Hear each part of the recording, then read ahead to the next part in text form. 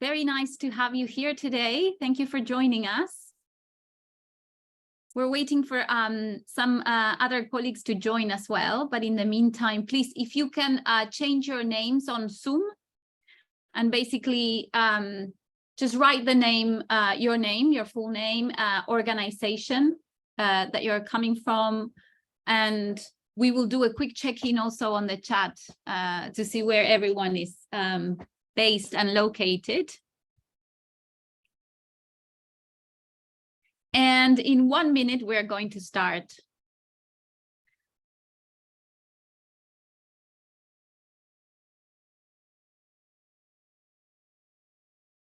Hello, Apichaya. Nice to see you here today. Hi, Lawrence. We've got some ECA Deep Dive alumni joining us today. Very exciting.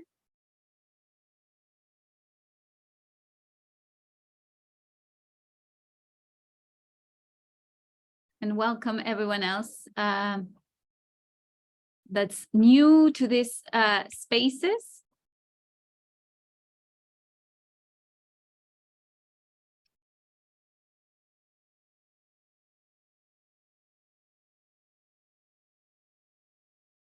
Okay, let's start. And we will get the rest of the colleagues to join as we go.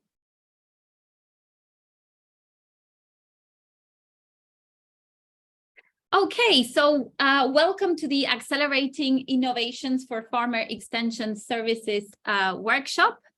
This is a problem-solving workshop of 2 days, 2 half-day sessions, basically. And the purpose, we're here today together to explore different ways in which we can think creatively and out of the box thinking in terms of farmer extension systems and farmer support challenges and solutions. So we're going to talk a little bit about the framing of today's session. Why are we calling it a problem-solving workshop? So basically for us, a problem-solving workshop is a 2 half-day online workshop that brings together people from various FOLUR country teams and the global FACS community of practice, so food and agricultural commodity systems community of practice, to collaboratively create innovative ideas to address challenges related to farmer extension services. And the idea is during these 2 half-day sessions, we're going to play with some methodologies and some tools and practices. So the idea is for us to go through this journey, but also use this opportunity for us to connect with people from different countries, share our knowledge, our experiences, and hopefully build and strengthen relationships and connections across countries. This methodology was also created especially for the context of farmer extension services and for FOLUR. Obviously, it is extendable to other projects within our UNDP and other agencies that are today joining us. So we're going to talk a little bit more about the background of how we came to be, how this workshop came to be, and why we are inviting you to join us today. But the idea is that this methodology is not only a methodology for you to experience as participants, but also to think about it in terms of how you could use this as a tool that you can replicate in your own countries at national, subnational, and landscape level. So what to expect? Well, basically, we want this to be interactive, fun, and inspiring. That's our first goal. We want to create a sense of inspiration to bring in innovation on farmer extension services. We want to offer some new creative methods that you can replicate and hear from you, your own knowledge, your own experience, how you make sense of these methods in your own practice. Hopefully provide some personal learning, some innovative thinking, stretch our capacity to think differently, and very, very importantly, it's more about the learning journey and less about the outcome. So our invitation is for you to enjoy the process and see it as a learning opportunity, rather than seeing as something that you need to focus on the outcome of it, on the result. Now, why, as we said, the main question that we were holding when we created this problem-solving workshop together with Systems Mapping Academy, and we will introduce them in a minute. The main question that we were holding was, how do we enable the capacity to think differently about farmer extension services challenges in our country teams and for our key stakeholders? And this comes basically from this idea, you probably heard it before, this quote from Einstein that says that we can't solve problems by using the same kind of thinking we used when we created them. And when we looked at the country pro-docs and identified the needs and the challenges around farmer extension services, we basically realized that one of the pattern that was connecting all countries across the board was this idea, this notion of trying to find ways and spaces to think about these challenges in a different way. So this problem-solving workshop is a combination of, as you can see on the graphic, some expertise on farmer extension services, definitely, and we have brilliant coaches here today, some expertise on systems thinking and collaboration as well. We have also some expertise or some methodologies combined, like hackathons, design thinking, collaborative innovation. So we kind of try to bring all of those ideas together into a hopefully simple and easy to use workshop that you can all navigate through with the guidance of your coaches and ourselves as facilitators. And then, as we said, you know, with the idea and the spirit of bringing experiential learning, agile prototyping. So this idea of, you know, thinking about different maybe different ideas, different things that you want to implement, and how do you go from thinking to action. These kind of problem-solving workshops are typically a good space for bridging the ideas into concrete actions and action plans. And then application to real-life situations. So obviously we wanted to land the use of this methodology in something that resonates with your work, with our work on a daily basis.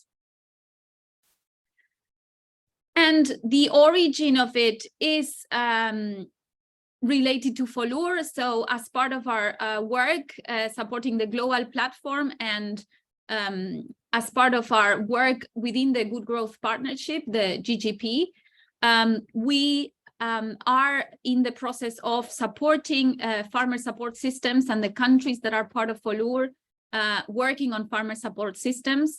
Our objective in that sense is to support the country projects in their efforts to strengthen national farmer extension services systems and find tailored solutions to challenges identified. And for that, this is not the first thing that we're doing. So some of you joined our farmer support systems discovery sessions. We have a toolkit that we presented in those sessions. And this is like a continuation of that, where we get to apply some of the learnings from and some of the tools within that toolkit to your own case studies and practices, you know, merging the idea of the methodology of the workshop with your experience.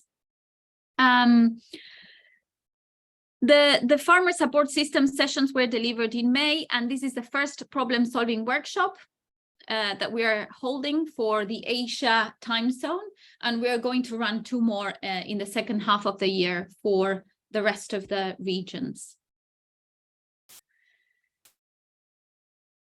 Now, finally, just to close a little bit on the framing of where we're coming from with this workshop, the problem-solving workshops are basically here to work on pre-identified challenges affecting farmer extension services.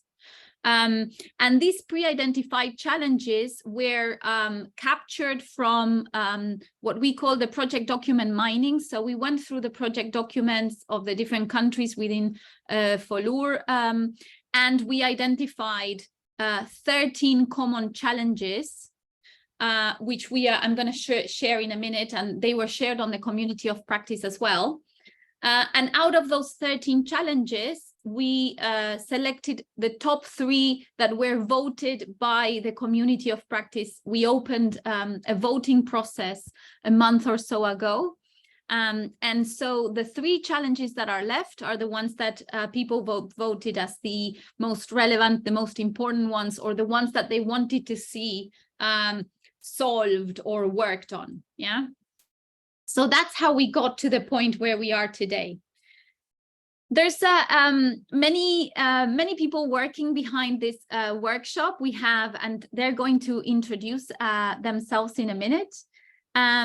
So we have Fabian and Gian from Systems Mapping Academy. Well, myself, I'm Sole Riestra. I'm the Training and Learning Advisor for UNDP FACS, Food and Agriculture Commodity Systems. We have Lavinia, who hasn't joined today because she's from the Americas time zone. We have Valeria, and we have Federica also supporting on the tech aspect. And then Nicola, Pascali, Christina, Melissa, and Niels are today's, these workshop coaches, actually. So probably you will end up working with one of these amazing people that will help you get through the different steps of the journey. But I'm going to let them introduce themselves in a minute. So I think now it's time. Would you like Fabian to step in and share the overview about the 2 workshop days? Would you like me to continue? Yeah, I can go for it. Hello, thank also you. from my side. If you could just go for the next slide. Yeah, thank you. So for the next 2 days, we have separated the days like the following. So we have 4 phases, which are called frame, analyze, brainstorm, and share. And today, the first day, it's really about getting to know your team, getting to know the coaches, and really deep dive into the challenge. So analyzing causes and also effects which the challenge brings with it, and yeah, just also having time to exchange within the team about your experiences so far, and yeah, so basically a day to understand and to frame the challenge you're working on. And tomorrow it's then all about ideas. So we want to dive into the brainstorming and generate ideas for the challenge given, and also here bringing in the different perspectives from the team members, and jointly thinking about what could be new and different and also innovative solution to the challenge. And in the end, we will have a presentation tomorrow to basically share it also here in the bigger round. So the teams will be around 6 people per team, and we will come back here in the plenary then to share all the results and also reflect on the 2 days. And each of these days are, we have a workshop which is around 4 hours, and yeah, but also adding some breaks, of course, in between. Next slide, please. For the overview of today, just that you have a rough idea of what we want to do. So we are now in the welcome and introduction at the beginning. The next step will be then also to get to know you, but also that you get to know the teams and the coaches, followed by a break.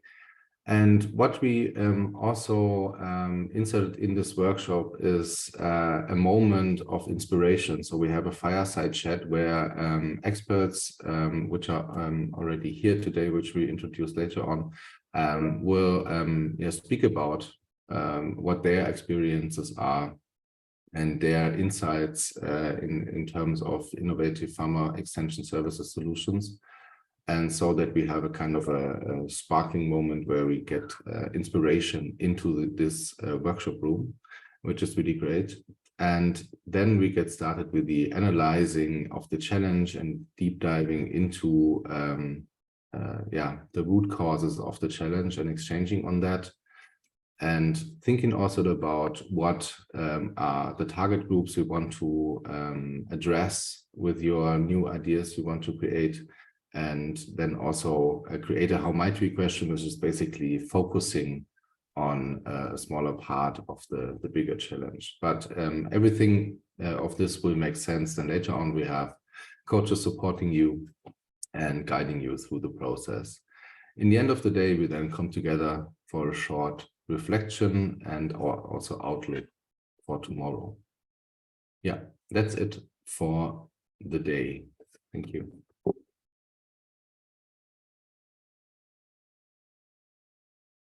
Back to Zoe. Excellent. Thank you. Thank you, Fabian. Thank you very much. So we would love to hear about who's in the room. And as we are quite a number, if you can please add to the chat your name, your location, and what time it is where you're at, so that we also know whether it's very early in the morning, and we need to be mindful of that if you're in the middle of the day, if it's already the afternoon, and we get a sense of also the where everyone is located. So if you can just take 1 minute and add your name, team, location, and what time it is, where you're at.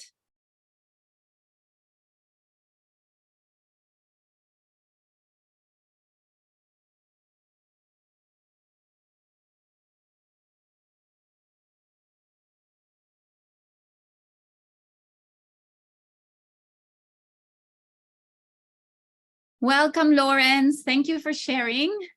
Thank you, Pascali. Thank you, Alexandre.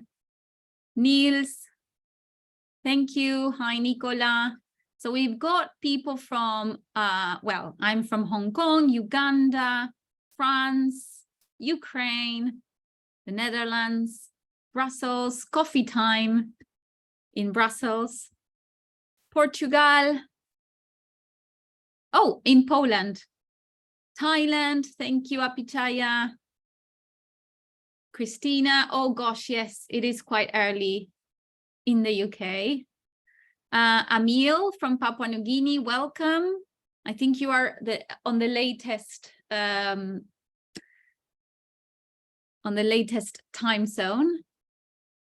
Alexei from Ukraine, Anastasia from Ukraine, welcome. Ina, Melissa, and Samuel. Welcome, Samuel. Very nice to see you again here. Fantastic. Gian, you are in Berlin. Gahan from Malaysia. Yeah, same time zone as me. So we have, as you can see, we have a very diverse audience today, a very diverse group. We made this out of the total registrants, so we might not have every country that you can see there, but we do have most of them. So very exciting to have people from all over the world, or at least a few regions. For the Americas, it is the middle of the night. So okay, and let me introduce quite briefly the challenges that you will work on, because as I said, and as Fabian shared, you are going to go into the teams and in the breakout groups with your coach, and then you are going to have a chance to look into the challenges much more deeply, into the challenge assigned to your team. So as I said, we mapped the challenges coming from the project documents of all FOLUR countries, and we map them against what we call the analytical framework from the Farmer Support Systems Toolkit. that has 5 dimensions, as you can see on the screen: enabling environment, organizational and management capacity, advisory methods, budgeting and financing, and M&E and learning. And we identified these 13 challenges that you can see on the screen, and we will share them. We've shared them in the community of practice, and you will receive this as a handout from this workshop also for your reference. Then once we shared these 13 challenges, we created a poll on the community of practice, and we opened the 13 challenges for voting to prioritize 3 of them. And these 3 challenges were the challenges that were selected. So the 3 most voted challenges were during the development of new extension programs, participatory, multi-stakeholder and systemic approaches are not applied and or implemented inadequately. The second challenge is about farmers' participation in the creation of extension services offerings. So farmers are seldomly included in the creation of extension service offerings, which are perceived as too theoretical. And then we have one around financing, which is about insufficient public funds available to provide farmer extension services in the extent needed to enable systemic change. And this goes a little bit into the detail of each challenge. As I said, I'm not going to go too much into the detail now because you are going to have the chance to do that in your own teams. But just for the sake of bringing some reference to the other 2 challenges that you might not get to see today or experience directly. The first challenge around multi-stakeholder and systemic approaches not being applied. Basically, as we all know, the scope of farmer extension and advisory services is broad and it's complex, and it goes beyond one single actor and sector. We know that farmer extension services have evolved in the past years into pluralistic models of service providers, but yet there is no sense of consistency and cohesion and connection between different services providers and obviously the farmers as recipients of these services.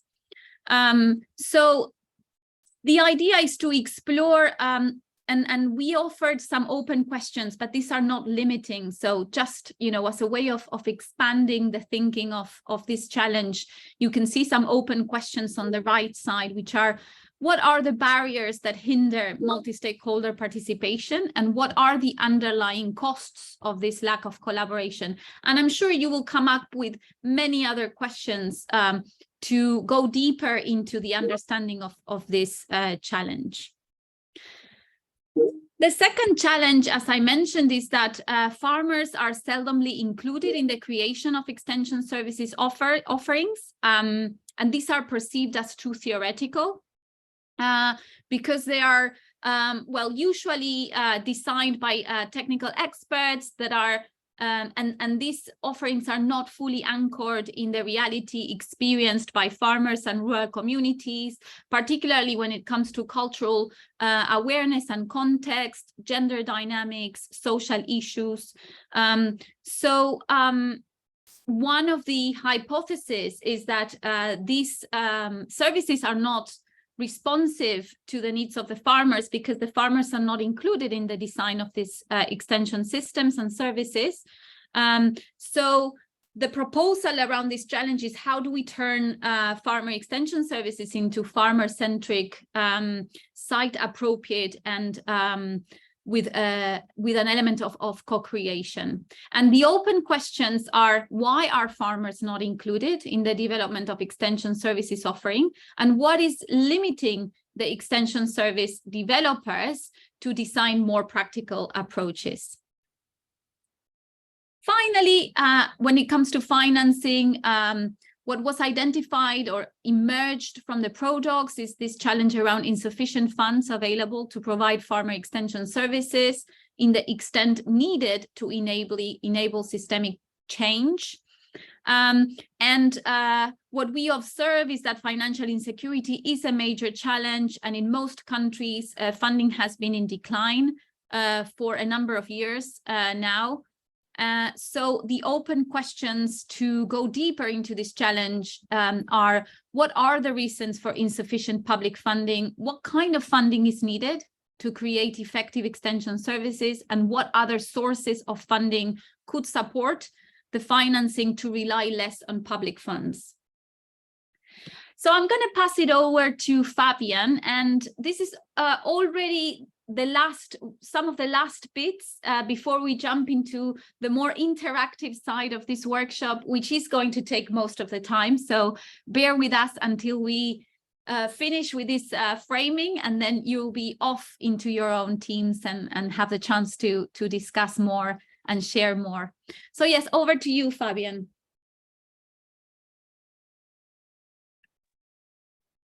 Yes. So a bit more about the concrete how we will run this workshop. And basically, we will use as the tools, we will use Zoom and we use Miro. And in the preparatory emails we sent you, you maybe already had the time or had a look at Miro and get familiar with it. Some of you maybe know it, some of you maybe not. It's a super easy tool to just work together, basically like a whiteboard where you could put post-its on and where we can exchange on. And basically, yeah, it's a super easy and a tool which you can use without registration and anything. The coaches will then guide you through this. And yeah, we will also work in breakouts. So basically just having the Zoom and working in smaller breakouts within your team. And yeah, that's it. So not really complicated technical setup. Next slide, please. Yeah, what is important in regards to what we want to achieve together in this workshop. So this is really about exchanging and interacting and together as a team.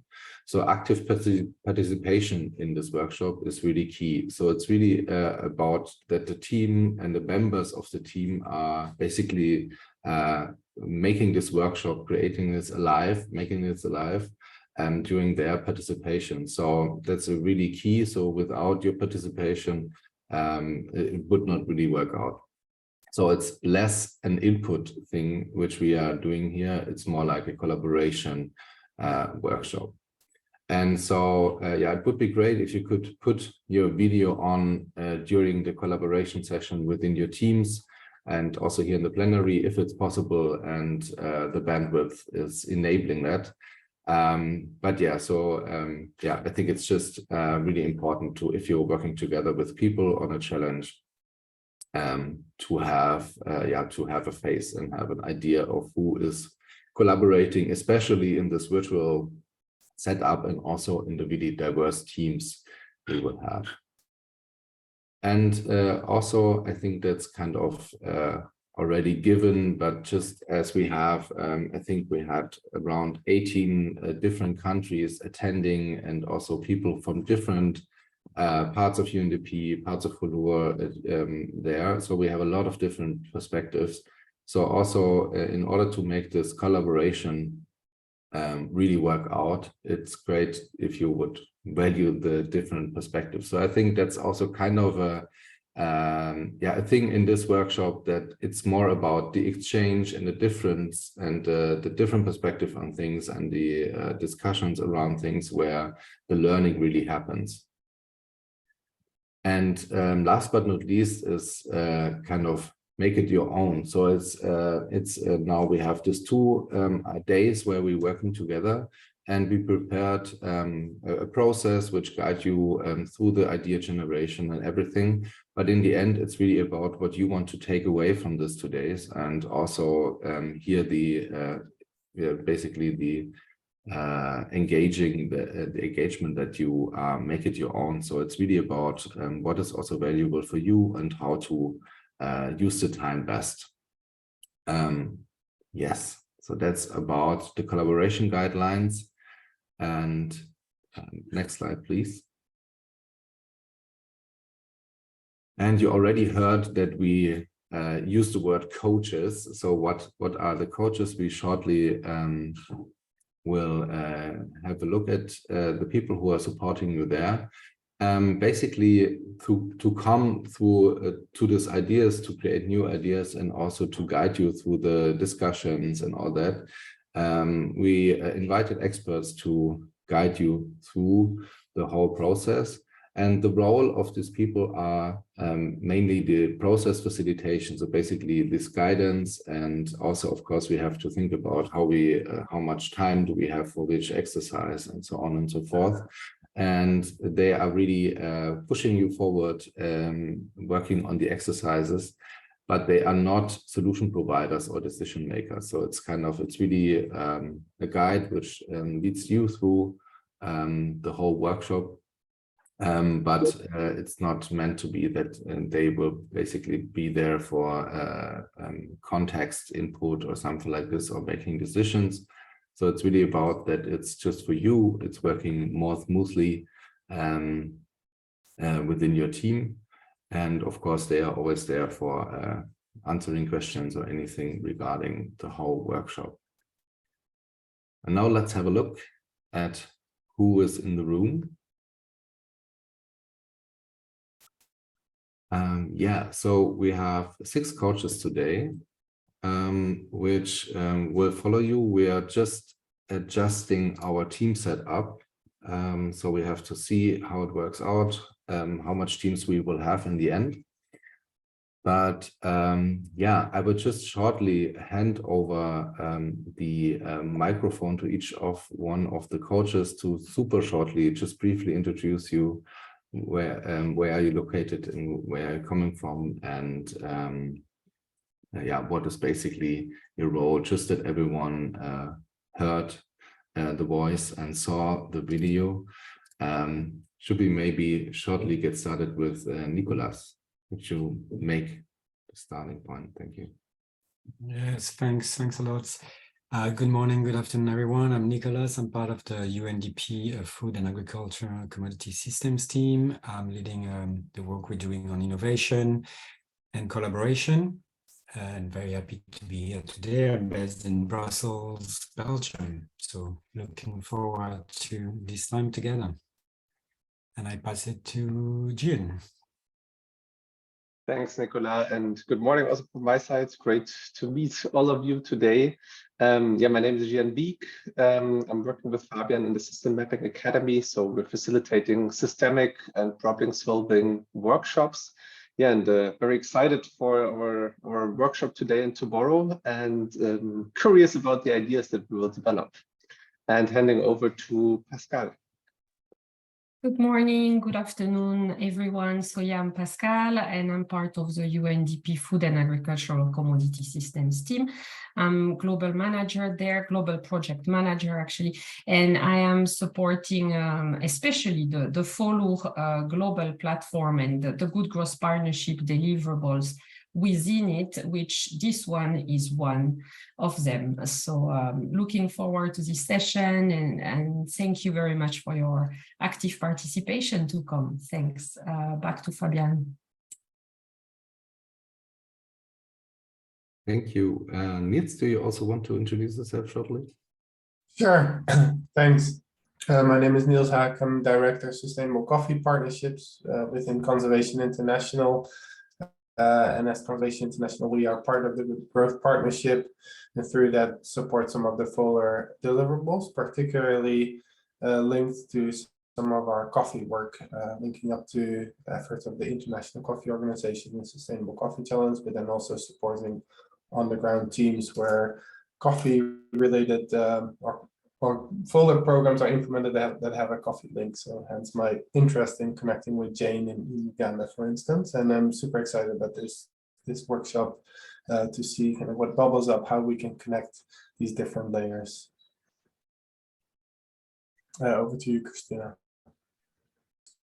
Thanks, everyone. Good afternoon. Good morning. Christina Archer, Senior Private Sector Advisor, working in the same team as Pascali and Nicolas, Food, Agriculture, Commodity Systems at UNDP as a Senior Private Sector Advisor, and within the FOLUR program, also involved in providing support to country programs that have identified private sector as being a key component of the strategy. Nice to be with you all today.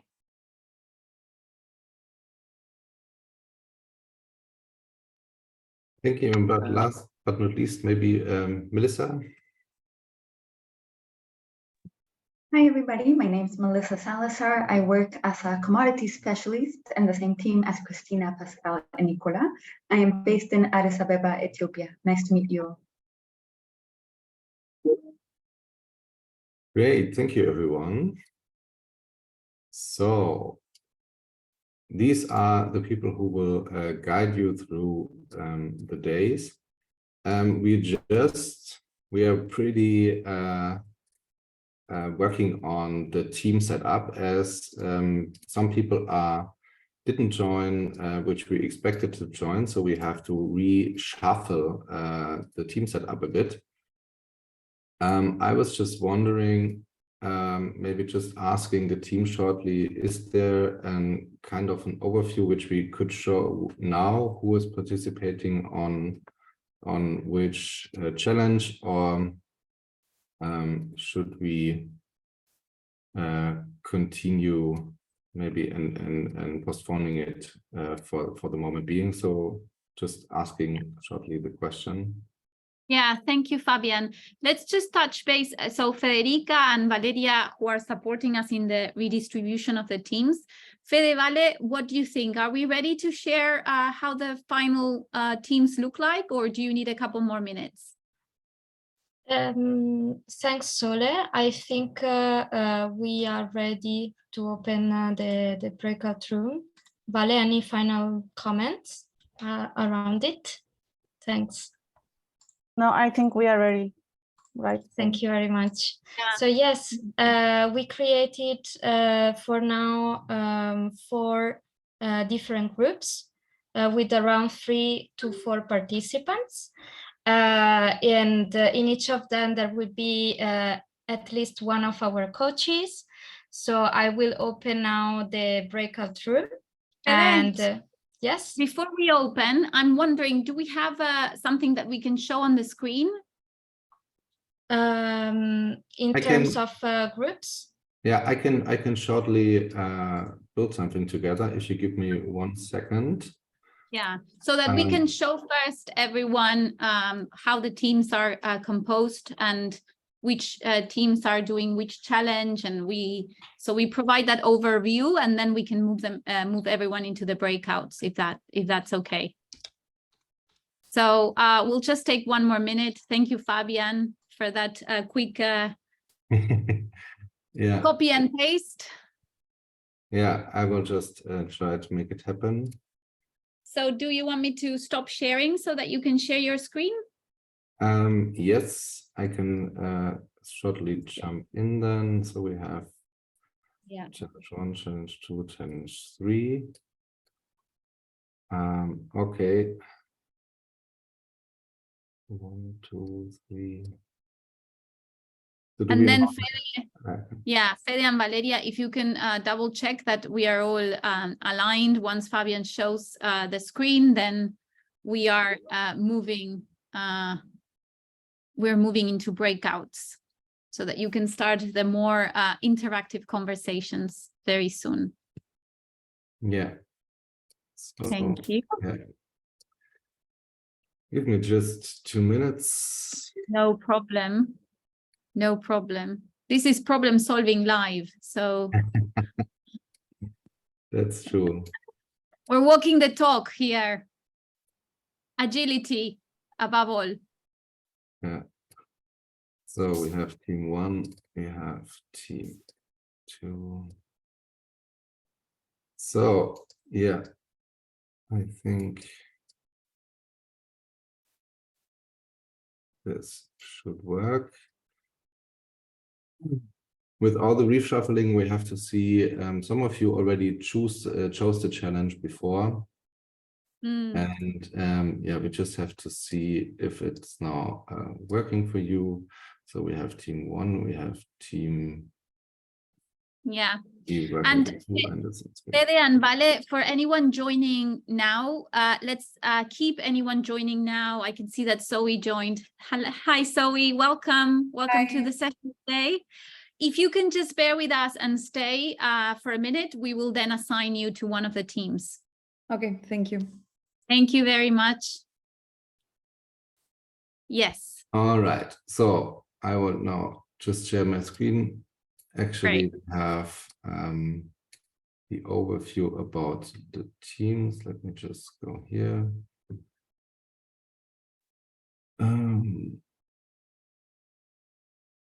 If anyone from the morning time zone needs another coffee, now is the time. Oh no, we have it here. Yeah. Okay, no coffee, don't go. Stay. Okay. So if you are remembering the introduction of SOLAR before, so we have 3 challenges. The first challenge is around a multi-stakeholder approach. So the question of how you can create more inclusive multi-stakeholder approaches to really create extension programs and also services that are thought from every stakeholder and include them into the process. So there we have the team of Alexandra. Bear with me with the pronunciation of the teams now, of the names. Ina and Kanhali. And then we have the challenge 2, which is about the co-creation with farmers. So basically the question of how you can include farmers more into the creation of the services and also of the solution, as they are often perceived too theoretically. So not really working on the ground, let's say. So here we have Apichaya, Lawrence, and Anastasia, and in the team B and in team C, Uchi and Amin. And for the challenge 3, for the insufficient fund challenge, so this is all about funding, and so basically thinking about the question of how to work on more innovative funding structures, and also think about how this can be done differently. And there we have Samuel, Alexandra, and Oleksiy. And these are now the teams we created based on who is actually participating. So we have some, like I said, some participants not joining. So bear with us if this is now a bit spontaneous, but I think it should work out, and you can also discuss further then with your teams. And the only thing which we now have left is to assign the coaches. And maybe for that, before we really get into the challenge, and also you get to know your coaches, you get to know your team, maybe let's just do a short 5-minute break, and then we come back here and then start the breakout rooms where you can get to know the teams and really kick off this workshop. Yes, so that would be my proposal for now. And maybe shortly we in the team can speak about how we align. Excellent. So Fabian, are you suggesting then that we take a quick 5-minute break and then we come back to the plenary and we go to the breakout rooms?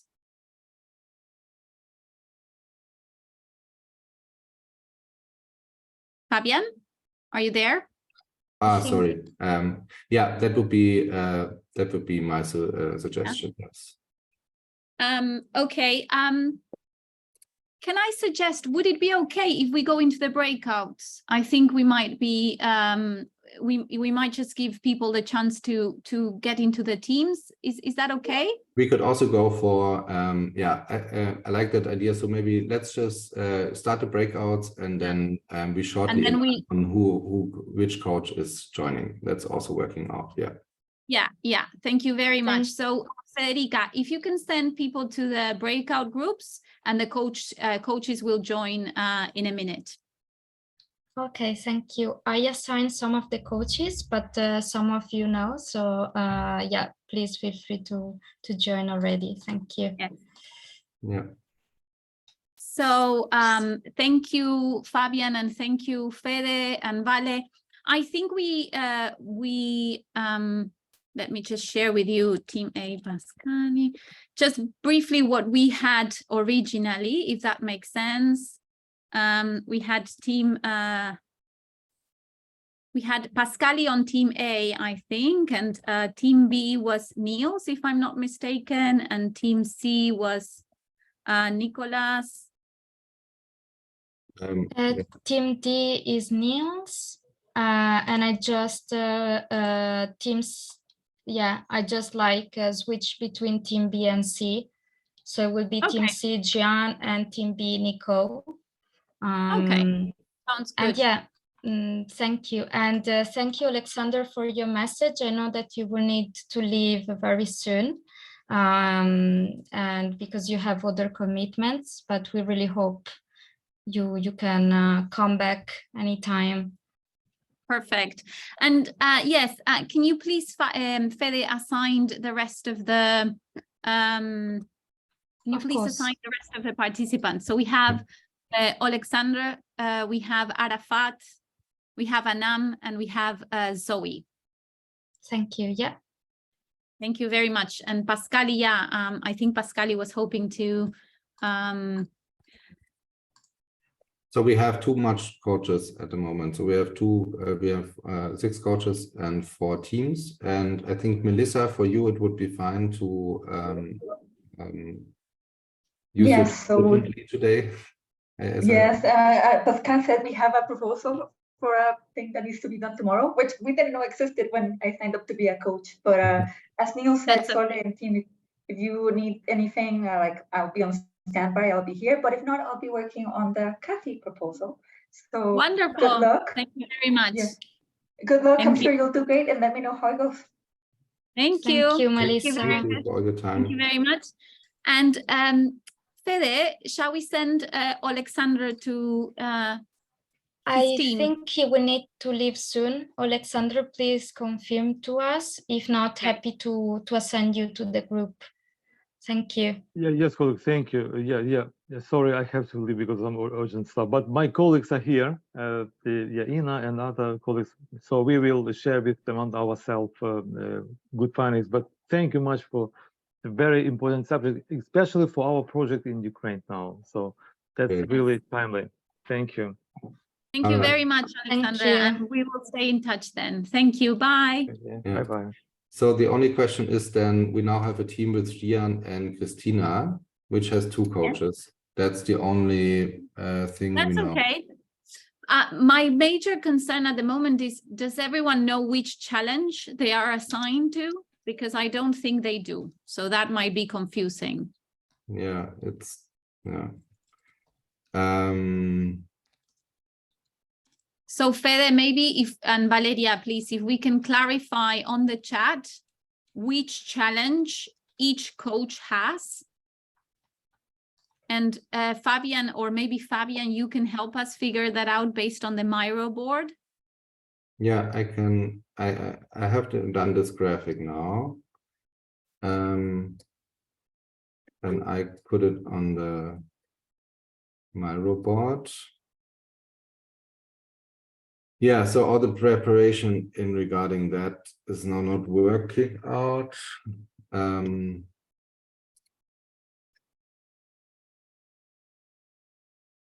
Yeah, so we just have to give this information to all the coaches. Let me, if you want, I can go to each breakout room if needed to support with that. Because I think it might get a bit confusing around it. I can see in the chat. Let's first align ourselves.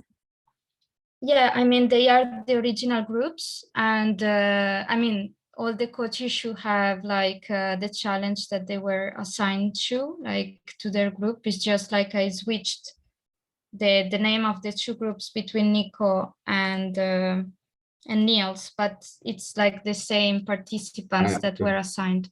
So all good about that.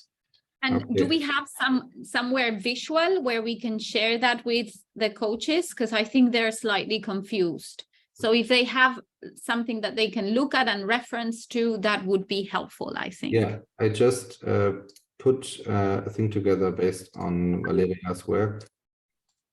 Co-creation with farmers, and challenge. Yeah, so we have an overview. On the Miro board.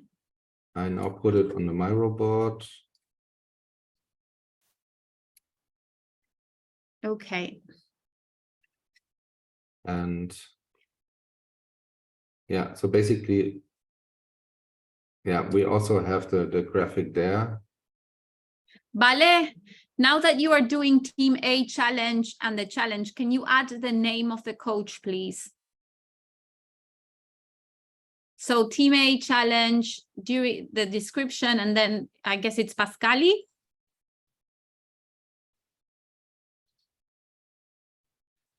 For that challenge. Yeah. So if you can just copy paste what you sent and add Pascali so that it's very clear who is in which team and which challenge. Yes.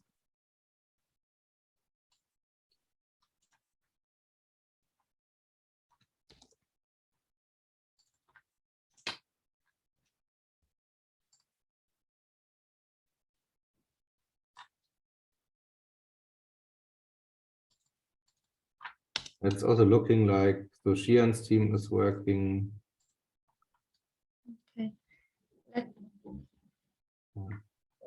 If you want, I can join just for a bit, like Nico's team or Neil's team, that they were the one asking. Yeah, that would be great if you could do it. Okay, thank you. I will go to Neil's team first. Yeah, I'll go to Nicolas' team. Okay, I will join Xian's team. But let's just wait until we have the challenges and the coaches assigned.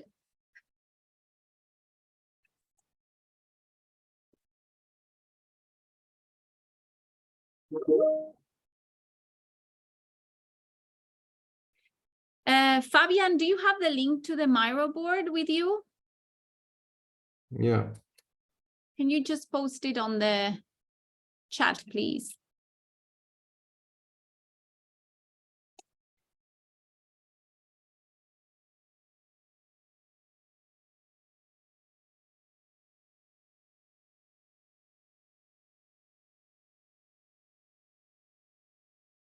Perfect.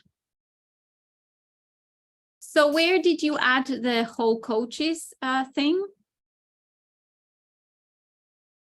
I think maybe Valeria and I am working on two different things. I'm not sure. I will just copy it now. Oh man. Okay, so we have Pascali, we have Nicolas. So Pascali Vale is with the multi-stakeholder approaches, right? No, yeah. Yes. I just add pictures. Yeah, I think in general for the coaches, the topic stood the same. So Team B, which coach is on Team B? It's Nicolas. Nicolas is with Apichaya. Okay. And then on Team C, it's Niels. Yeah, here I did the graphic. It's just about. Okay. Okay.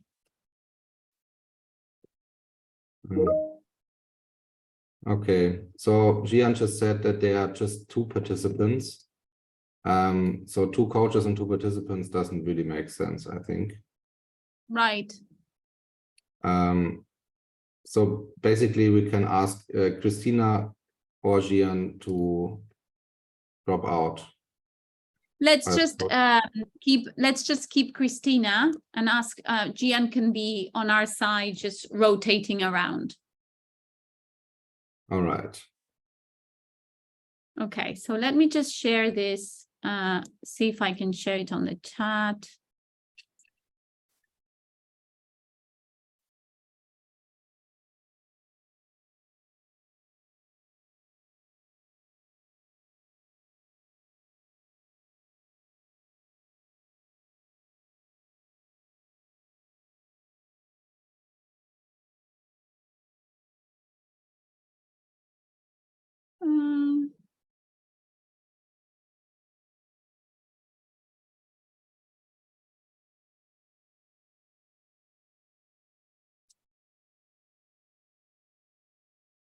Okay, then we have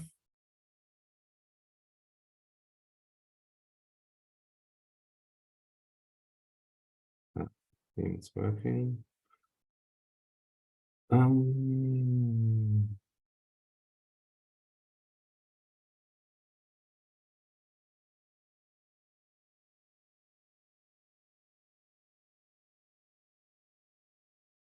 Okay, but if we have solved the issue with Gian, I think we are good. Yeah.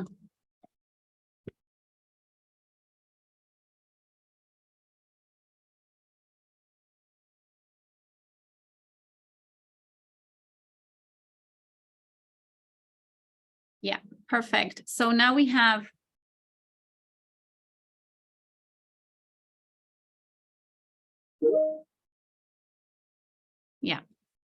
so now we have Pascali with 3, Nicola with 3, Niels with 2, and Christina with 2. Okay, great. Yeah, so then maybe let's just join the team shortly to clarify any open questions. Sounds good.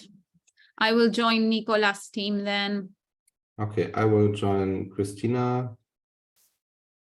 Vale, can you stay on the plenary just in case? Yes, yes. Thank you.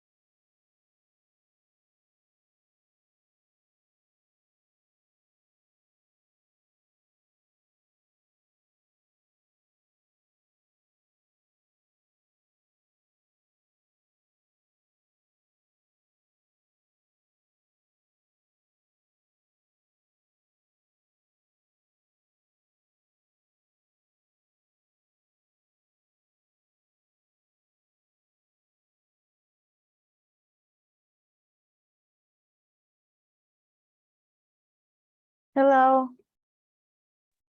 Sorry, I just been disconnected from the group C. So Oh, we will. Okay. Just 1 second, okay? You were in group C, right? Anna? go to the group. Yeah.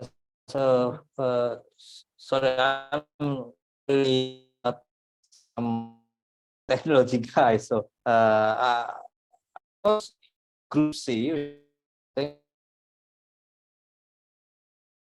I try. Hello, welcome. Hi, Anam. Hi, to Fede. the group. Hello.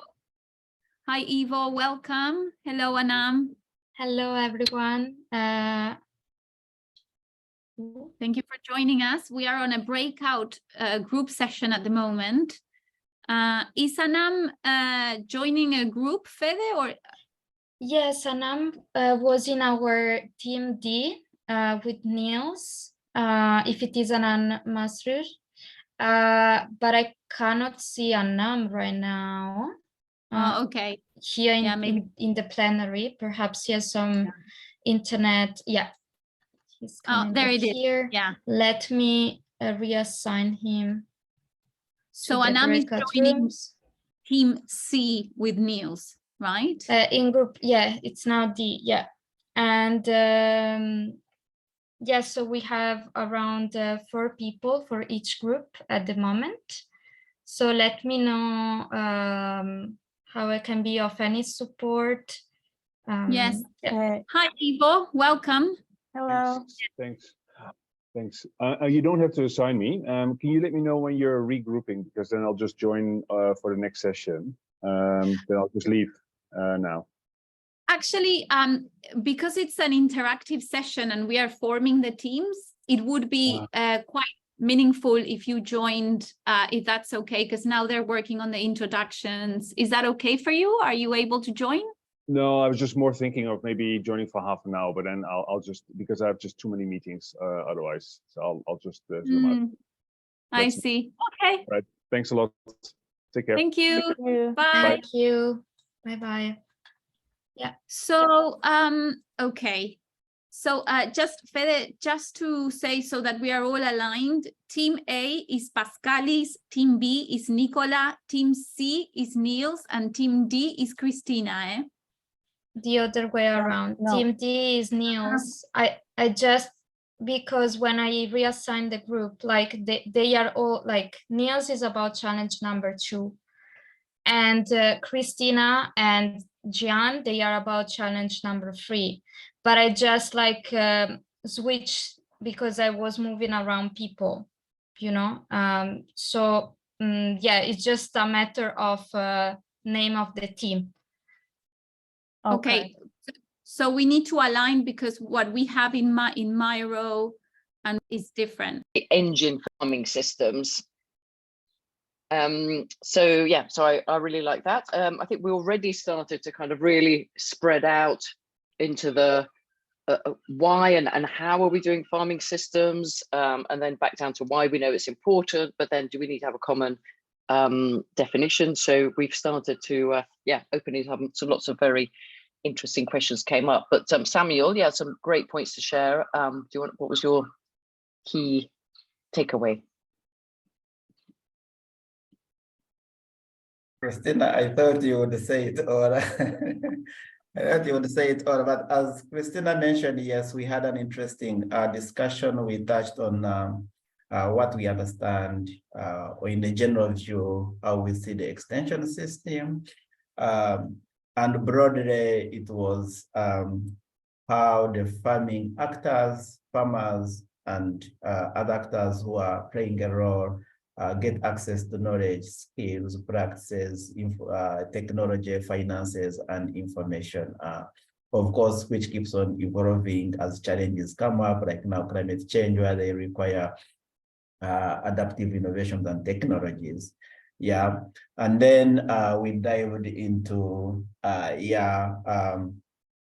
what could be our reflection towards the funding of the extension system. Generally, the discussion was, yes, we appreciate the public funding, but also other actors can come in place. And then the question was, what determines or what influences what actors focus on to fund along the farming finance needs. But also we touched on an area, asked a question, an open question, do all actors understand the extension system in the same way? How do they position their role and the funding interests? Is the public funding stream overwhelmed? How best can we draw in other actors? So we reflected on all these. And of course, on the side of farmers, where it requires mentoring, but also beyond farming, but also mentoring aspects.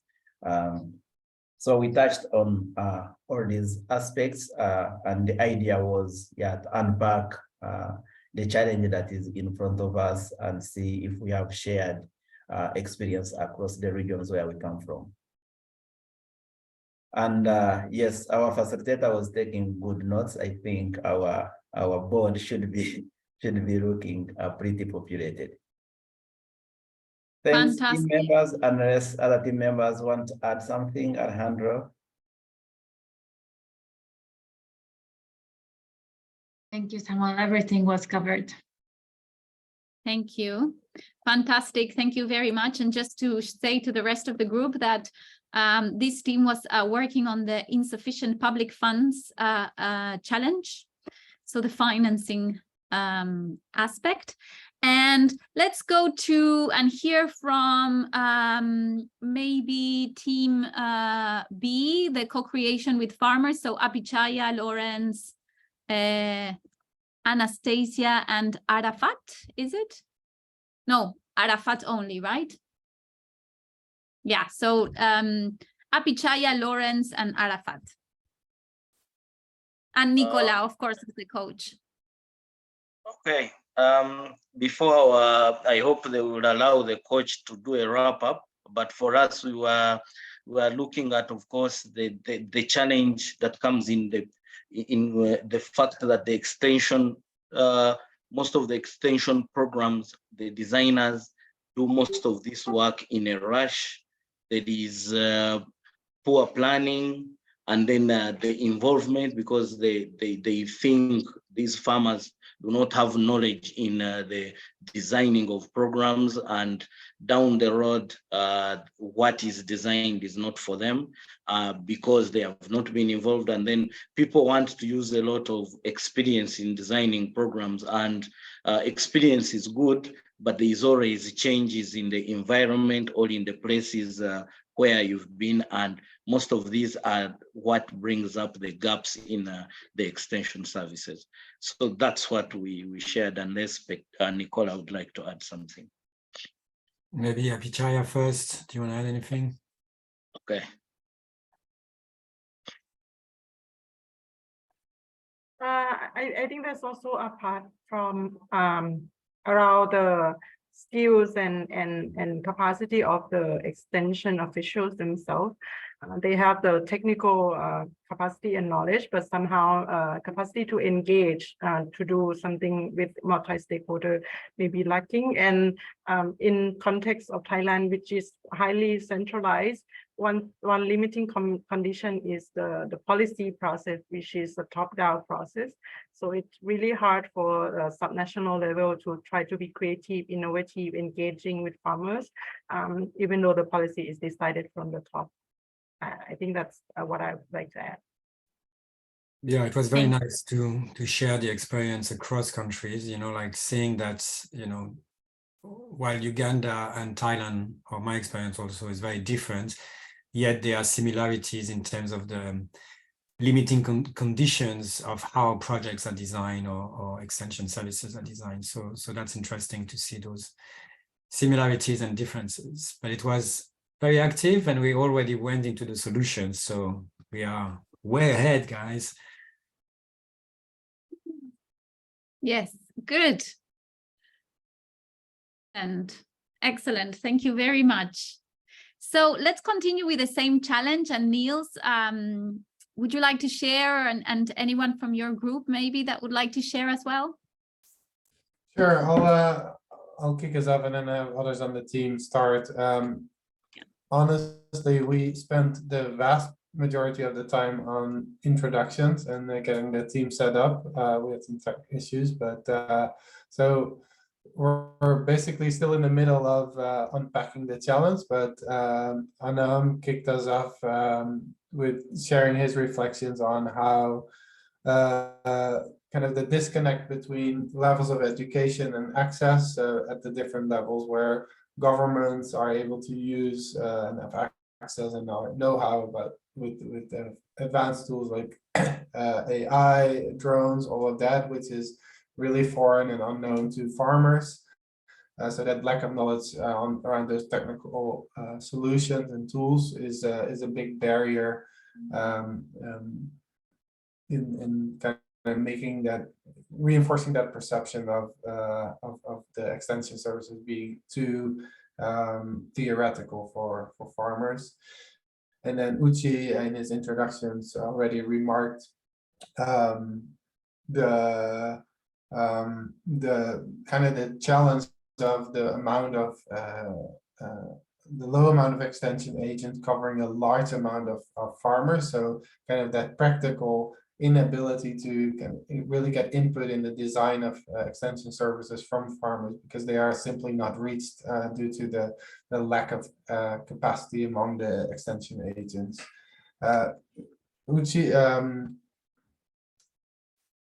let's see, I think that's it where we got so far. Alexi, I was going to turn it to you to have the discussion, but maybe you can throw here some in your thoughts here. Yes, in Ukraine, I think Ukrainian farming need global online platform. Platform can be combine all information about service provider, about different programs who can help farmers for providing innovation technology, precision agriculture technology, and different technology were used in field.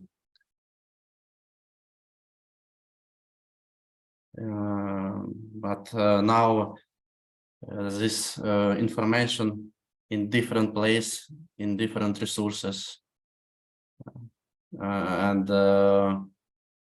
it's very probably for moving from for country, because now it's war, and this information needed in online and real time. Yeah, I can imagine that creates a very specific challenges in Ukraine at the moment. Thanks for sharing that. We'll continue the discussion when we're back in our breakout groups. Thank you. Thank you very much. And yes, as mentioned, you know, you have the invitations for each breakout group in terms of the instructions, and you can also adapt to your own needs. If you need more time to continue with the challenge before jumping into the next one, that's something for you to manage as a group with complete flexibility. Excellent. So shall we hear from Pascali's team? I don't know, Pascal, if you want to start and then hand over to a team member, or get a team member to share. Yeah, really quickly. So we focused on the first challenge, which is related to the fact that extension services mostly are pluralistic. So they come from the public sector, be they government or civil society, you know, also, or development partners, but also from the private sector. And so how to embrace this pluralistic model is the question. So we looked at the open questions of what are the barriers that hinder multi-stakeholder participation in extension service provision, and what are the underlying costs of this lack of collaboration.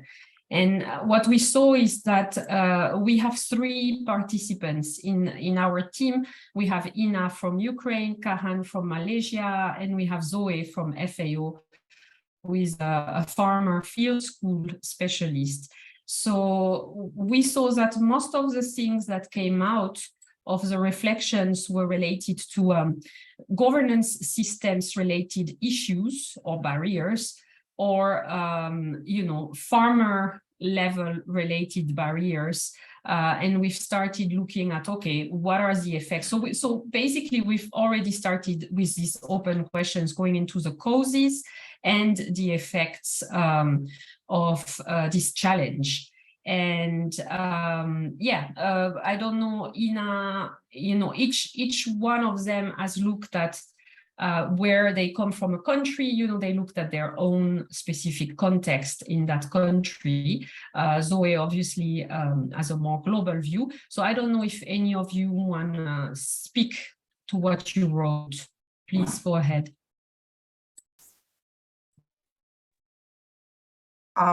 Maybe I will start very briefly. I really wrote on the sticker what is important for Ukraine. As for now, we have very specific legacy, came from Soviet times, and it is actually a very strict planet economic from top to down, and it is of course have some impact for what is going on in agriculture sector.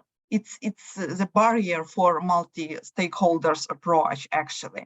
Another issue, what I mentioned, is corruption is also important for Ukraine, because if people decide some and come up with some extension program, it's very important for corrupted people to keep this information inside and not share the knowledge and share the information to the ground, to the people who are working in the field, to farmers, for example. So it's our context. Of course, it's the impact of the war, but it's another issue. And what I really realized that we are really different. We came from different countries, but some points were very similar, which came from Malaysia, came from Ukraine, like time is pressing, lack of time, lack of capacity, and so on and so forth. So I believe that we will find some solution, actually, finally, after our discussion. Thank you. Kahan, thanks so much, Ina, for that. And Kahan, and also Zoe, do you want to say anything? No, I think Ina covered very much what we have written. Thank you, Pascal. Great. Just want to say that we are 4 women, but the 3 participants have superpowers that are amazing, from being able to cook anything to being determined and to being amazed with nature and find the curiosity and the motivation and the inspiration for their work in nature. Thank you so much for sharing not only all of the technical discussions that you've been having, but also the superpowers. And actually, for when we come from the break, we're going to take a 10 minutes break. I just have to say I'm amazed and very excited about the diversity that we have in this group, the different countries and experiences, and hearing from all of you. It's such a rich learning experience. So thank you for not only being here, but also being open to share what's going on in your own countries and what's the reality that you're working with. We're going to take a 10-minute break. Please don't disconnect from Zoom. Just mute yourself, turn off your camera. It's 48 past the hour, so we're going to extend it a little bit from 10 to 12 and maybe come back on the hour. Please, we do kindly ask you to come back on the hour sharp so that we can start, because we do have other things to move into, and we are starting with our inspirational talk. So yeah, very exciting way to come back. Thank you, everyone, and we'll see you in 12 minutes. Thank you. Thank you.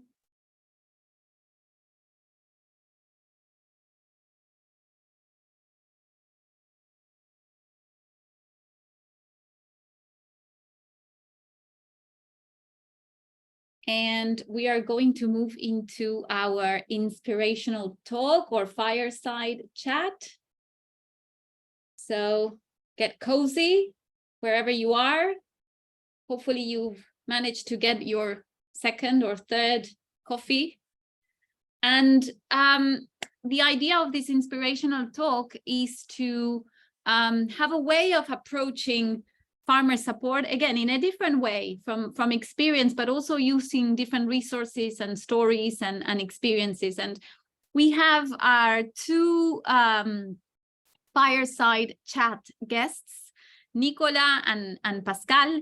And so first, before moving into the fireside chat, I'd love to invite you, Pascali first, if you'd like, and then Nicola, to just share a little bit more about who you are and your experience, and we will move into the questions in a couple of minutes. Yes, so over to you, Pascali. Thank you, Sole. So yeah, I'm Pascal, and I am, I think I introduced myself earlier on to all, but for those that have not been there since the beginning, I am part of the UNDP Food and Agricultural Commodity Systems team. I'm a global project manager there, and I am especially involved in the FOLUR global platform with the Good Growth Partnership. I'm managing the delivery of the deliverables, and one of those deliverables is this this training or this workshop we are doing today. Over a couple of days and to be repeated. So my background, I'm actually a chemical engineer, and I've never worked in that space. I went from a PhD into a consultancy, business consultancy with PricewaterhouseCoopers. And then, as I explained in my group, I saw the light, and I didn't want to continue support big firms becoming bigger, making more money. And I went into sustainable development with UNDP. And I've been there for the last 19 years, and very happy to contribute in that space. So I'll stop there and pass back to you, Sole. Thank you very much, Pascali. And it's wonderful to learn new things about you as well that I haven't learned before. And over to you, Nicola. Yes, hi, everyone. I also start introducing myself. I'm based in Brussels, Belgium. I was in Hong Kong for the past 7 years and recently relocated back to Europe. I'm part of the Food and Agriculture Systems team at UNDP as well, working closely with Pascal. For the past 7 years, it's my longest job, 7 years. So there must be something going well in this team that I'm appreciating, that inspires me. And I've moved, as you will see in the fireside chat just after. I moved from a very expert role. So I train as an agronomist and specialize in entomology, which is the study of insects. So I used to work with insects, and then missing the human elements, I went into more human connections and relationship. And I went from a really expert role, technical specialist, to more of a facilitator role, a type of the work we do today in terms of coach, etc. And I also went from a very specific technical area, entomology, to working with, complex problems like climate change and food systems, etc. So a very different evolution in the past 20 years. And I'm going to present a few of those things just after. So nice to be here today. And thank you, Sole, for the invitation. Fantastic. Thank you very much to both of you for joining, again, not only as coaches, but also sharing more of your personal journey with all of us. And so the prompt today for this fireside chat is to approach this question of what inspires you in relation to farmer support, not just using our head and our ideas, but also using other ways of sparking our thinking and our approaching inspiration. And so we've asked these two amazing speakers to approach the question of what inspires you in relation to farmer support through sharing one picture, one book, and one quote or one idea. So Pascali, would you like to go first? Sure. Do we go for the three at once or one by one? Okay. So the photo, so you can see the photo now, and I'm sure that Ina, for instance, that was also in São Paulo at the FOLUR Global Workshop will recognize what this is. So we visited Embrapa for one day, which is in the outskirts of São Paulo. And Embrapa is an organization, a Brazilian organization, which is doing research and development, but also support for farmer extension services. So they are doing lots of research that then leads to innovations in the field that then the farmers can pick up. So I was inspired by the story of this development of a product called Horas, which you can see on the left of the photo, these white tubes, which is an extract from also what you can see on the left, a cacti. And they've extracted these bacteria that live in symbiosis, with these cacti that help combat water stress in crops such as soy, maize, for instance, which of course are very relevant in the Cerrado region of Brazil, where we were for this field trip. And so that allows these crops, to adapt to climate change, for instance, where there is hydric stress. So I thought it was an inspiring innovation. It is being rolled out now to farmers in Brazil and beyond. And you can see actually from the right side of the picture, plants that have been treated with Horas, which are looking healthy. And then on the left, plants that have not been treated by Horas, and both, have suffered water stress, and how, they're not being able to adapt that well. So it's a powerful innovation that is not a chemical innovation. So that's the important thing. It is it's come from biology. It's coming from biology. So I thought this was inspiring. So I chose this photo, which is a very recent one. Sole, should I go into the book then? Yes, please. Yeah? Thank you. Okay. Oh, thank you for putting the cover. Yeah, so in UNDP, we have this Conscious Food Systems Alliance initiative, which is ongoing, and there are different talks on various topics related to bringing more consciousness and developing inner practices or inner competencies, to influence food systems and to reach food system transformation. So in one of those events, which was related to how we connect better to nature, one of the speakers introduced quotes from this book called Braiding Sweetgrass by Robin Wall Kimmerer. And I believe Robin Wall Kimmerer is an indigenous person. And so the book is all about indigenous wisdom, about growing food.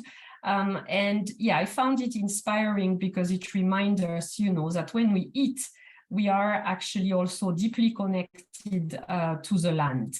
And so, we should not forget that by the act of eating, we actually connect directly, not only to the farmers, that have farmed the land for us, but also to the nature and to the complex systems that nature is, that made this food available to us. So I just want to provide you or read you a couple of quotes from this book, which I find inspiring on this topic. So here is the first one. The land is a great teacher of how to live in a good way. I learned that the law of the land is still very much alive, and it is written in the language of respect and reciprocity, of interdependence and gratitude. We are surrounded by teachers of that law if we are willing to listen. The second one, the garden gave me my first lessons in how to live as good citizen of the planet, how to belong to a place, how to take only what I needed and give back to the rest. It taught me the importance of reciprocity, the responsibility to respond to the gifts of the earth with offerings of our own. So you can hear the concept of reciprocity also very much coming out from these two wise quotes from indigenous wisdom and leaders, which is, we can take, but we need to give back also to nature. And that means, being balanced and not taking more than the Earth's capacity. So I guess I'm going to go into the last one, right? So the idea. Yeah, so here is the idea that I want to put on the table here, and it spans from what I just read, is that we should nurture and support farmers as they connect us to food as a gift of nature. And here I also want to say that I've been inspired also through COFSA. I discovered this Japanese farmer and philosopher called Masanobu Fukuoka. He's passed away a while ago in 2008. He has been one of the pioneers in terms of natural farming, things like no-till, herbicide and pesticide-free cultivation methods, which has been referred to as do-nothing farming or natural farming. And I want to just read two quotes from him that I find inspiring. The first one is, the ultimate goal of farming is not the growing of crops, but the cultivation and perfection of human beings. I'm going to repeat this one because it's pretty deep. The ultimate goal of farming is not the growing of crops, but the cultivation and perfection of human beings. And then the second one, which touches me very much, coming from a chemical engineering background, then that moved into medicinal chemistry afterwards in my PhD, it's food and medicine are not two different things. They are the front and back of one body. Chemically grown vegetables may be eaten for food, but they cannot be used as medicine. So I'll leave you with that and pass back to Sole. Thank you very much, Pascali. Super inspiring. And just to say that we are running a summer book club on that very book, the one Straw Revolution. So stay tuned if you want to read it while on holidays or while working, and then share a bit more about it. Thank you very much. And now we're going to pass it on to Nicola. Are you ready? Shall I move to your picture, to your photo? Sure. Thank you, Soleil. And thank you, Pascal, for the inspiring sharing. And thank you, Soleil, for inviting us to do that. I think it's a good way to explore extension services from another perspective. So this is a photo from my previous job. So before UNDP, I was working for an organization called the Better Cotton Initiative, which was trying to make cotton more sustainable. So how can we grow cotton in a way that is more socially, environmentally sustainable? And this is a photo taken in 2018 in Thailand, so more or less 5 years ago. And that photo inspired me about providing an example of taking extension services or farmer support at scale. So, and what really inspired me here is the power of collaboration and partnership and innovative business models. I'm just going to explain that. So BCI started in 2008, so 10 years before that photo. And at that moment, it was just an idea, a kind of shared vision and ambition between different pioneer organizations coming together to make cotton more sustainable. So it was a bit of a private sector, civil society. It was started by WWF initially. And they wanted to work with the private sector, governments, with society to mainstream sustainability. From day one, the ambition was, let's take that to scale. And so when I joined in 2008, there were like 2 staff, no partners, no field level implementation, no members, no training program. It was just an idea. And so now in last year, BCI was working in 24 countries in the world, and it was training on an annual basis 3 million farmers. So going from 0 to 3 million farmers in 10 years.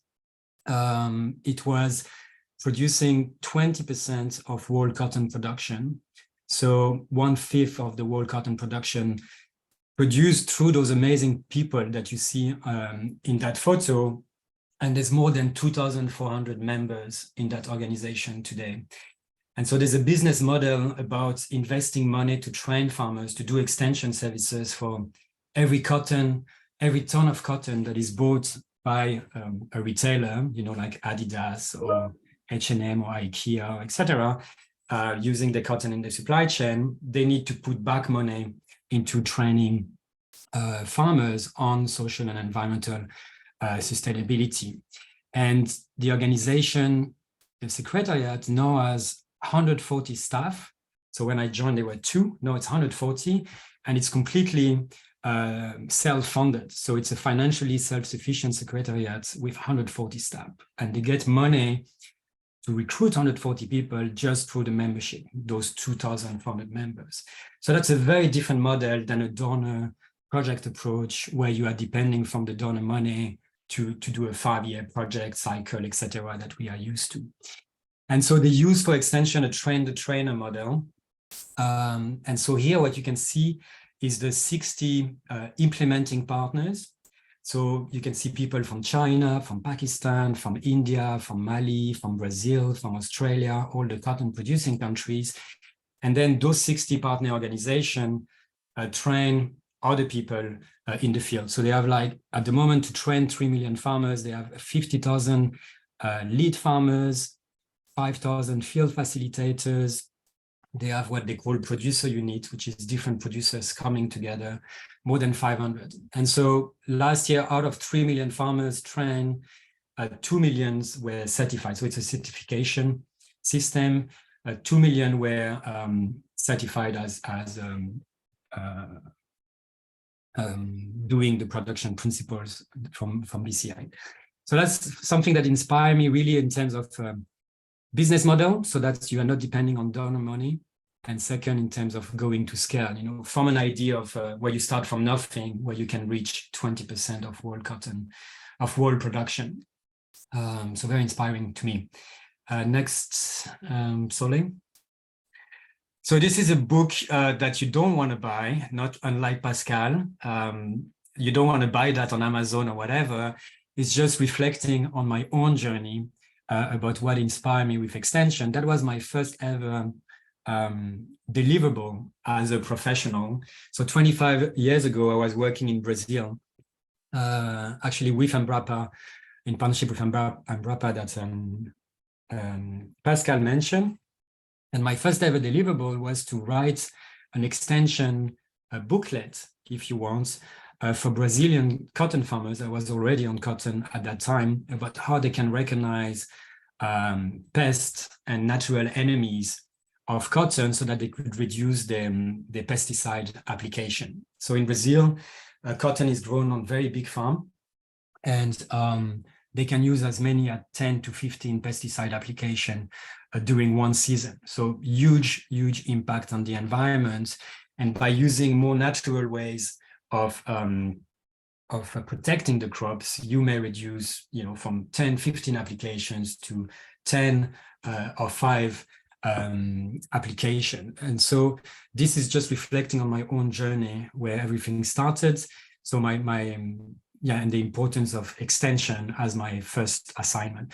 And what's interesting here, the name of the organization, Codetech here, so I was working for an agriculture cooperative, but they had also a business model that was very interesting that we can learn from, is that they had their own money from the members, from the farmers, to, obviously in Brazil, there's more financial resources. I was in the south of Brazil, and they had their own research as part of the cooperative. So it was a producer organization, but they have enough money from membership to do their own research program. And I was contracted to be part of that research program. So don't buy this book, but it's just reflecting on my own journey.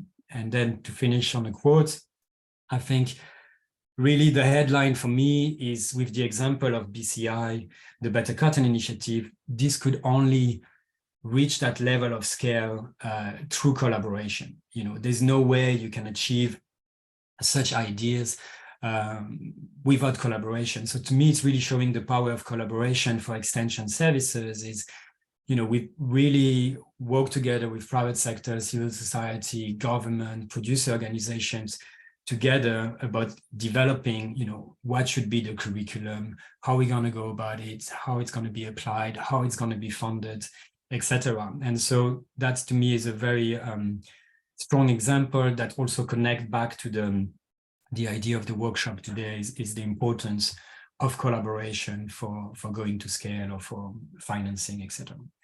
So I'll stop here. Thank you, Soleil, for inviting me for this.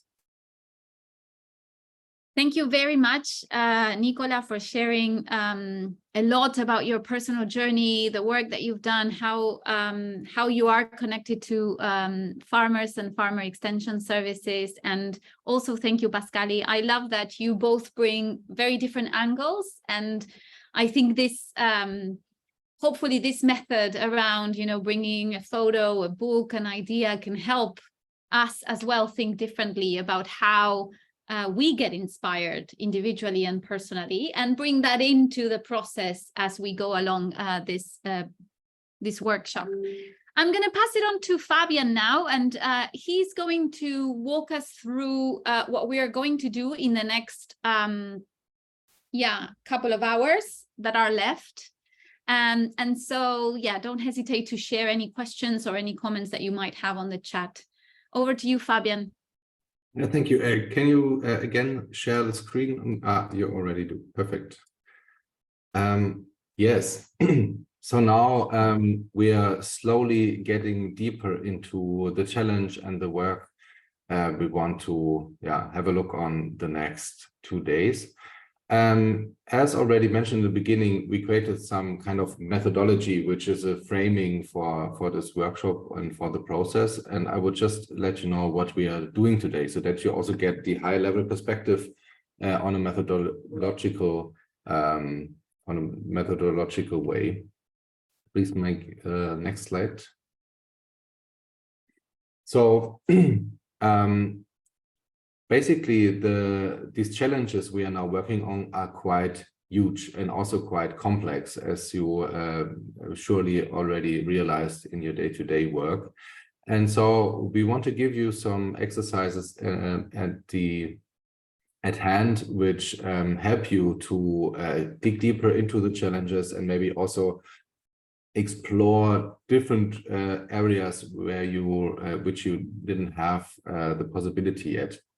So we want to start with a root causes analysis, also called problem tree. That's a methodology which helps you to think about the root causes of the challenge and also the effects. So it's kind of bringing you on the more systemic level to thinking, okay, we have this challenge, but what leads to this challenge? And also digging deeper into this question. And furthermore, asking also the question on what does this challenges effect? So which are effects in the system are created through this challenge. So this is the biggest exercise time-wise we do today, as this is really about deep understanding of the challenge. And then this also helps us to set a bit more the focus of where you want to focus on within the challenge. It's always hard to create ideas with a huge question. And so it really helps to focus down based on these insights you create through this exercise to think about, okay, what do we really want to focus on in our brainstorming tomorrow? So basically today is a preparation of brainstorming, and tomorrow then we are going into the idea creation. Furthermore, we want to have a look about who you want to address. So as you then know which focus you want to set, it's a question of the target group. So a bit about thinking about who are the people and the main stakeholders we want to address with our idea. And then a last exercise where it's about again focusing with setting a question. So this is called how might we question, where you then set the question you want to brainstorm tomorrow on. But your coaches will also, as already happened, lead you through all the processes and explain further the methodology. But just that you know, yeah, so basically we're coming from the root causes, looking at the target group, and then also narrowing down the question for today. And yeah, I think that's it from my perspective, from the methodology side for today. We will also yeah, then in the end of the day come again together to reflect also what happened today. Yes. Are there any more questions or issues from your side, also from the participants you want to address? Otherwise, we would now really get started with the workshop and digging deeper into the challenge, and see us again then later on. Thank you, Fabian. So, so we are going to move into the breakout groups, right? Yes. Would you like to confirm how much time we want to assign to this root cause analysis? Yeah, so for the coaches as planned, we would go for 1 hour. Okay, fantastic. And then let's meet back here and then we'll get in a break. So in 1 hour, we will shortly bring you back, and then having the break and then starting again after the break, also from the plenary. Fantastic. Thank you very much, Fabian, for confirming that. And Fede, whenever you're ready, please kindly send us to the breakout groups, please. Thank you. Yes. Thank you.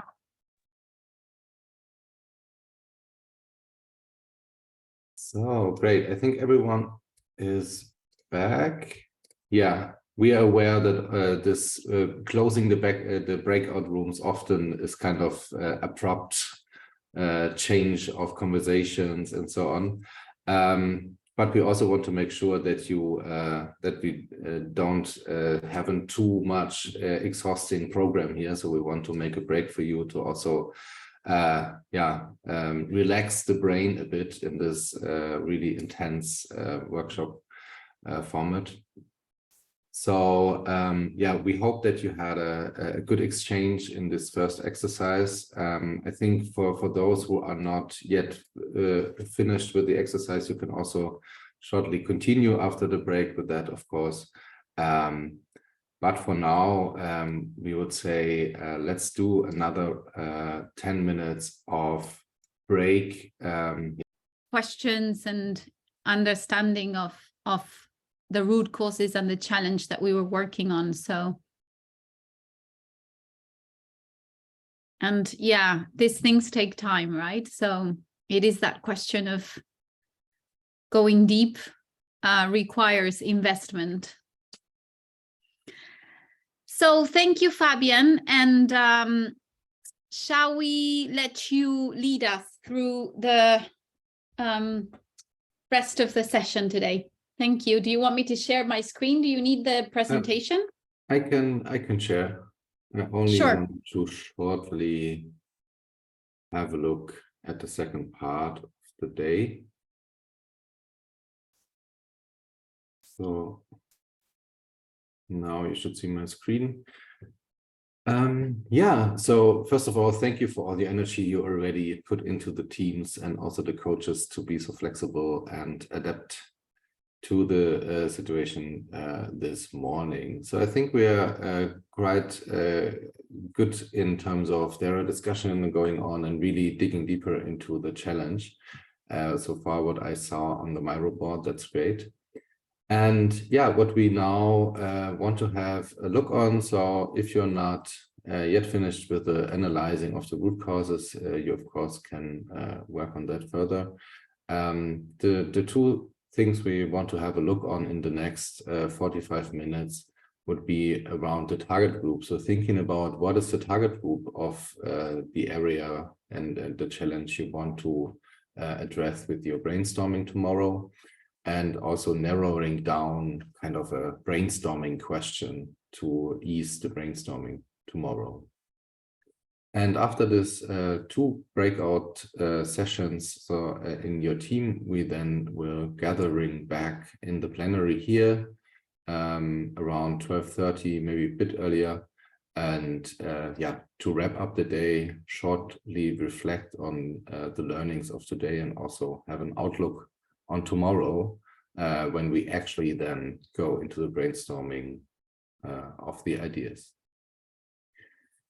Yeah, without further ado, I would say, let's just get back into the breakout rooms and yeah, get started with the target group and exploring that field of the challenge.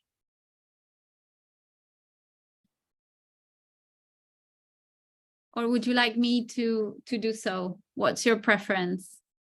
You can also go ahead. I just wanted, yeah, well, let me just take over. Yeah. Yes, so I think, is everyone back? Yeah, looks like it.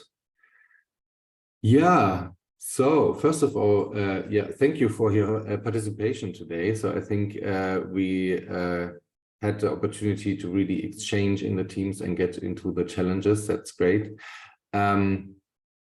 Maybe to wrap up the day, I would be super interested in maybe your aha moment from today, or the things where you say, okay, this is a thing I see differently, or which came up in the discussion today, to maybe a super short round of reflection of today. So what was your aha moment? And yeah, which you take away from today? Yeah, maybe I can start. So yeah, seeing the very diverse teams and the very diverse perspectives. So I was really surprised, or not surprised, but kind of found interesting how similar the issues are despite the different contexts. So at least what I heard, so there are the same issues, even if it's in different countries. And so that's what my aha moment for today. Maybe, yeah, whoever wants to go ahead. Maybe Lawrence, do you want to share something? What was your aha moment of today? Yeah, please, sorry, just to say for those of you, because I'm conscious of time, just also feel free to add it to the chat as a text if you would like. Thank you. Sorry, Lawrence. No, it's okay. Of course, like Fabian said, the diversity is strong, and in addition to that, the guidance of the people who are working with helps you think different and broader than you're thinking before. So that's what I appreciate on this. And I would like to call on Nicola to also share what he gained from today. He chose not to, so maybe, oh yeah, okay. No, I can do. Yeah, my aha moment is that many people register, but then they don't show up. That's my aha moment.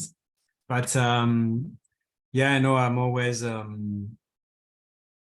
yeah, I think to me the aha moment is the central importance of farmer support to the work we do, and yeah, so the value of this conversation, digging deeper into it, that's very valuable. So thank you. Who else wants to share?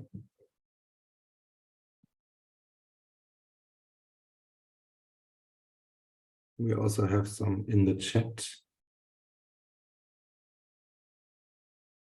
From Sole, moment was about the governance of farmer extension services and the lack of it. So that's also really interesting. Yeah, and the lack of integration in that context. All right. Great. If no one else wants to reflect on something, we can just give you a short overview of tomorrow. Of course, we are really looking forward for tomorrow to get into the brainstorming, so in the actual thing while we are here. And for that, I just want to show you a glimpse of what is happening tomorrow. So we will start at the same time as today, and then go from there with another fireside chat, so another inspirational conversation which we prepared for you.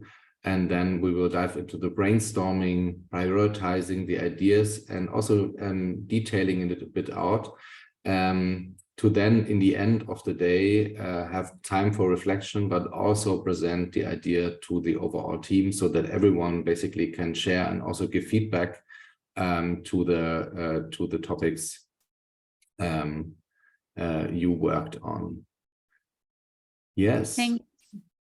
Thank you, Fabian. Thank you very much. And thank you everyone for joining and for all the energy and engagement. So I think we're right on time, and it's been a long journey. So looking forward to seeing you tomorrow. And yes, Fabian, I think we are we're hosting the coaches. Yeah, for the coach, it would be great if you could stay another 5 minutes just to reflect on tomorrow. But for everyone else, yeah, just disconnect, and we hope to see you then tomorrow with fresh energy for the idea generation then. So see you tomorrow.